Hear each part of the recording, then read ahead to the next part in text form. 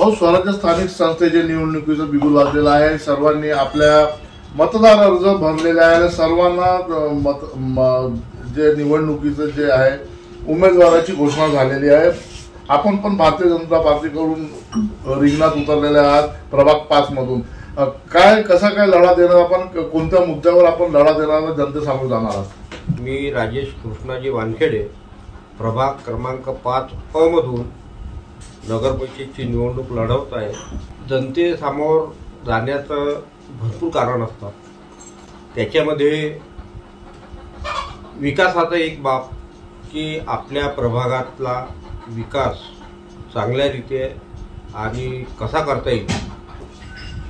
त्या भागामध्ये अवैध धंदे, दारू असो, एनिमे, कोणते असे जुगार असो, हा भाग आपण कसा दूर करता येईल, कसं बंद करता येईल.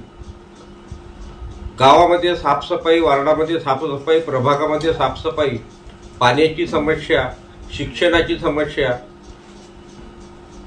याप्रमाणे आपण सर्व प्रकारे त्या भागामधला, त्या गावामधला विकास कसा होईल याच्याकडे जातीनं आपण लक्ष देऊ. आणि आजपर्यंत मी या अगोदरही नगरसेवक राहिलेला आहो. 2 टर्ममध्ये मी सातत्यानं हे कामं करत आलो. त्यामागे आमचे पार्टीचे नेते चरणसिंगजी ठाकूर साहेब, बावनकुळेजी साहेब, आमचे मुख्यमंत्री देवेंद्रजी फडणवीस साहेब आणि इतर सर्व जो ज्येष्ठ आमची मंडळी आहे त्यांच्या मार्गदर्शनाखाली आम्ही काम करत आहोत. त्यांनी दिलेल्या आदेशाचे पालन आम्ही कसं करू त्याच्याकडे जातीनं लक्ष देत आहोत. आणि डिसिप्लिन जो पार्टीचे जो डिसिप्लिन आहेत त्या डिसिप्लिनच्या हिशोबाने आम्ही सर्व काम करू आणि या अगोदरही करत आलेलो आहोत. या पद्धतीनं आम्ही या प्रभागाचा विकास करण्यास इच्छुक आहोत. कशा प्रकारचा एजेंडा या निवडणुकीमध्ये राहणार आहे आणि कशा प्रकारचा प्रश्न आपले जनतेचे सोडवणार आहात? हा बघा, जनतेचे प्रश्न फार काही मोठे प्रश्न असतात नाही. कारण की प्रभाग म्हटलं त्यांच्या पाण्याचा जो प्रश्न असतो, सफाईचा प्रश्न असतो, शिक्षणाचा प्रश्न असतो, त्यानंतर बाकीचे जो काम असतात ते सर्व आम्ही सोडवण्याचा प्रयत्न करू. आमची पार्टी भारतीय जनता पार्टी याकडे जातीनं लक्ष देत आहेत आणि त्यांच्या मार्गदर्शनाखाली आम्ही हे सर्व सोडवण्याचा प्रयत्न करू आणि करत आहोत. प्रभागातल्या जनतेला जे योजने अंतर्गत किती लोकांना लाभ मिळवून दिला? बघा, भारतीय जनता पार्टीने जे जे योजना इथं चालवल्यात त्या, मग ते लाडकी बहिणीचा प्रश्न असो, त्यानंतर भूमिहीनांना जे काही आपल्याला देता येते ज्यांना पैसे मिळाले नाहीत त्यांचे जो प्रश्न असो, श्रावणबाळ असो, बाकीच्या ज्या काही योजना आहेत. आणि भारतीय जनता पार्टी या सर्व योजनांमध्ये जातीनं लक्ष देत आहेत. आमचे पालकमंत्री चंद्रशेखरजी बावनकुळे साहेब, चरणसिंगजी ठाकूर साहेब, मुख्यमंत्री साहेब हे सर्व जातीनं प्रश्न देत आहे. कोणत्याही आपल्या भागातल्या, आपल्या गावातल्या, आपल्या देशातल्या लोकांना कुठल्याही प्रकारचा त्रास होऊ नये या पद्धतीने ते सर्व कार्यरत आहे. त्याच्या मार्गदर्शनाखाली आम्ही काम करत आहोत. या भारताचे पंतप्रधान माननीय सन्माननीय नरेंद्रजी मोदी साहेब यांनी सुद्धा सर्वांना इंस्ट्रक्शन दिले आहे की भारत देशामध्ये कोणताही व्यक्ती, कोणताही प्रभाग, गाव, जिल्हा, राज्य ह्या सर्व भागामध्ये आपण चांगल्या रीतीनं विकास करावा. कोणत्याही व्यक्तीला, कोणत्याही नागरिकांना कोणत्याही प्रकारचा त्रास झाला नाही पाहिजे. या सर्व बाबीकडे भारतीय जनता पार्टी ही जातीनं लक्ष देत आहे.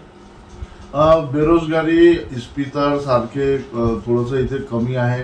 वाचनालय मुलांसाठी नाही आहे. तर याच्यासाठी आपल्या प्रभागात जे शिक्षित मुलं आहे त्यांच्यासाठी आपले काय योजना करण्यात येईल? बघा, आमच्या इथे चरणसिंगजी ठाकूर साहेब हे जेव्हा नगर परिषद अगोदर तर ते ग्रामीणला होते, परंतु जेव्हा नगर परिषद त्यांनी लढवली 2000 मध्ये त्या जेव्हापासून ते निवडून आले तेव्हापासून ते सातत्याने गावाचा विकास कसा होईल त्यासाठी त्यांनी वाचनालय, व्यायामशाळा, शाळा ह्या सर्व बाबीकडे लक्ष दिलं आणि मुलं कसे जास्तीत जास्त शिकतील,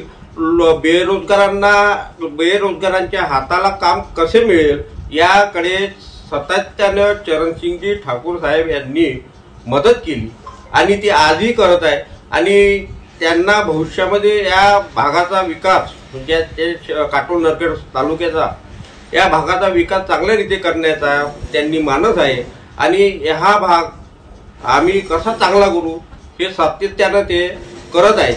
या अगोदरही ते नगर परिषदमध्ये होते तेव्हाही त्यांनी भारतामध्ये 5व्या क्रमांकावर काटोल नगरपालिका ही मिळवून दिली.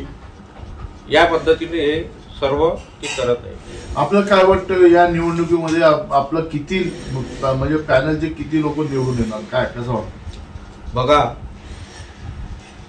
भारतीय जनता पार्टीचे एवढं मोठं काम आहे या भागामध्ये, त्यामुळे जास्तीत जास्त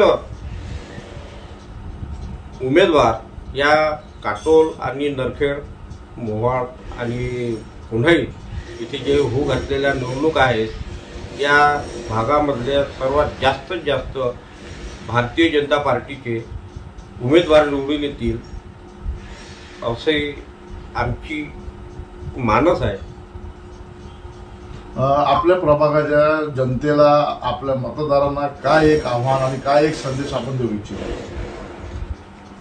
प्रभागातल्या लोकांना संदेश हा द्यायचा आहे की आज होणाऱ्या निवडणुकीमध्ये तुम्ही आम्हाला सर्व जे काही उमेदवार आहेत त्यांना बहुसंख्येने निवडून द्या.